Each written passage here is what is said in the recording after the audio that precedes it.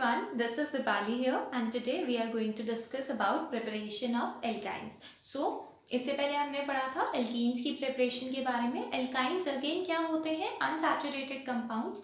Unsaturated compounds again जिनमें double bond या triple bond होंगे। तो एल्काइंस यानी simplest alkyne will be are ethyne, right, जिसमें दो कार्बन्स होते हैं और दो कार्बन्स के साथ इनके पास ट्रिपल बॉन्ड पाया जाता है। अगर हम ट्रिपल बॉन्ड की बात करें तो ये बॉन्डिंग बनाते हैं बाय 6 इलेक्ट्रॉन्स, राइट। तो तीन बॉन्ड्स यानी 6 इलेक्ट्रॉन्स के साथ ये क्या बनाते हैं? ट्रिपल बॉन्ड बनाते हैं। अगर हम बात करें इनके बॉन्ड्स की तो इनमें एक सिग्मा बॉन्ड और 2 पाई बॉन्ड्स होते हैं और इनको निकालने का यानी अल्काइंस का फॉर्मूला होता है CnH2n-2। n में आप नंबर ऑफ कार्बन्स डाल सकते हैं। फॉर एग्जांपल अगर आप 4 कार्बन्स डाल देते हैं और यहाँ पर n की जगह 4 आ जाएगा, right. So H2 into 4 minus 2, so you will be having C4H, 4 to 8 minus 2, that will be C4H4, right? Sorry, not 4, 6. Okay, तो आप इस तरीके से निकाल सकते हैं और ये आपका क्या रहेगा? ये आपका बन जाएगा ब्यूटाइन, यानी 4 carbon atoms and 4 hydrogen atoms. अगर हम आगे चले कि किस तरीके से हम इसे बनाते हैं, सेम टू सेम वही प्रिपरेशन रहेगी, सिर्फ हेडिंग याद कर लीजिए, उसी से सारी रिएक्शन बन जाएगी।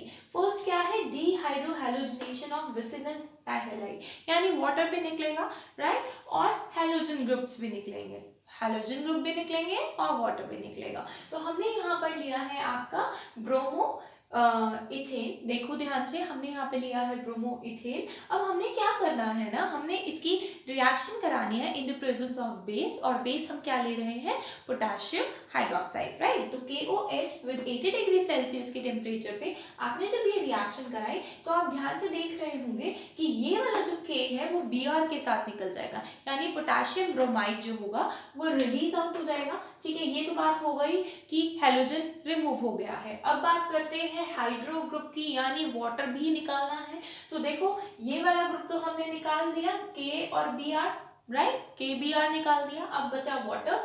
ये H जो होगा वो इस OH KOH के साथ रिएक्ट करेगा और वाटर निकल जाएगा। And finally we will be having your CH2Br and CH, यही आएगा CH2Br and CH। तो हमने भी यही लिखा है CH2CHBr। This is your vinyl bromide, और KBr हमने निकाल दिया और वाटर हमने निकाल दिया। अब हम क्या करेंगे? This is a 2 step reaction in which हमने फर्स्ट टाइम भी किसके साथ रिएक्शन की? KOH के साथ। सेकेंड टाइम भी हम किसके साथ रिएक्शन करेंगे? KOH के साथ ही। जो हमारा प्रोडक्ट बना है यानी विनाइल ब्रोमाइड, इसी को हमने KOH के साथ दोबारा से रिएक्ट कराया। अगेन क्या होगा? ये KBr दोबारा से निकल जाएगा बाहर, ये वाला H इस OH के साथ फिर से बाहर निकल जाएगा, राइट। तो हमारे पास क्या आ जाएगा? CH2 and C।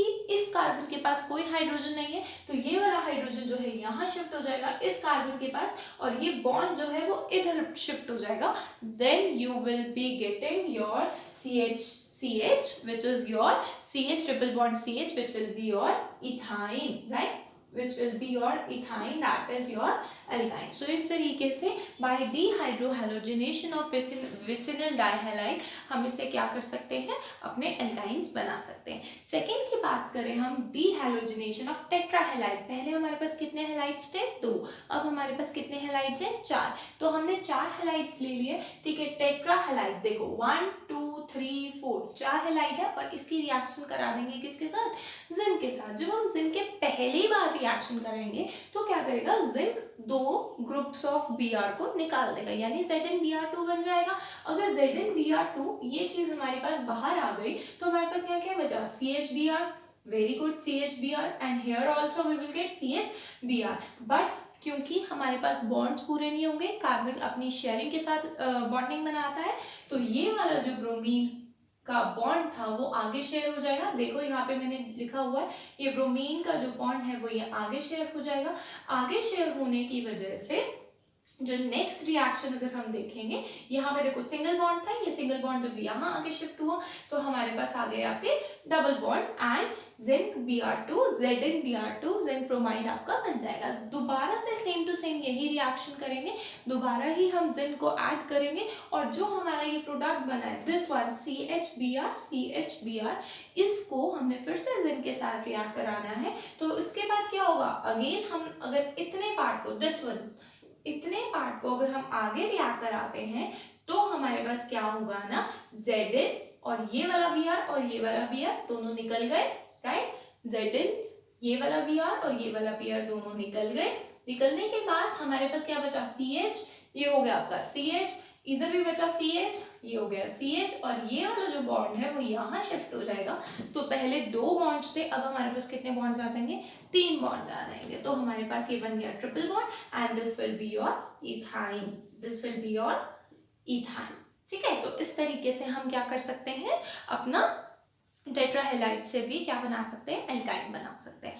Next thing which we are having that is called, this is very popular method. इसके अंदर इलेक्ट्रिसिटी देके हम क्या करेंगे, अल्काइंस बनाएंगे। अब अल्काइंस बनाने हैं, इसके लिए हम लेंगे potassium मैलिएट। Potassium मैलिएट, this is your structure of potassium मैलिएट, right. This is being connected with 2 double bond, 2 double bond के साथ कनेक्टेड है और COO K पॉजिटिव यहाँ पे जुड़ा हुआ है। जैसे इलेक्ट्रिसिटी देंगे तो क्या होगा, 2 K पॉजिटिव आयंस जो होंगे वो रिमूव हो जाएंगे इन एनोड। ठीक है, एनोड पे 2 K पॉजिटिव आयंस चले जाएंगे और जैसे ही 2 K पॉजिटिव आयंस जाएंगे उसके बाद क्या होगा ना, 2 कार्बन डाइऑक्साइड, देखो COO, राइट, COO यानी CO2, 2 कार्बन डाइऑक्साइड के मॉलिक्यूल्स रिमूव हो जाएंगे तो वी आर हैविंग CH, यहाँ पर भी क्या है CH, ये वाला जो बॉन्ड है वो बीच में शिफ्ट हो जाएगा and there will be formation of your ethyne again, so this is how we can prepare alkynes with the help of different method. So I hope you like the video and if you really do, please subscribe my channel. Thank you everyone.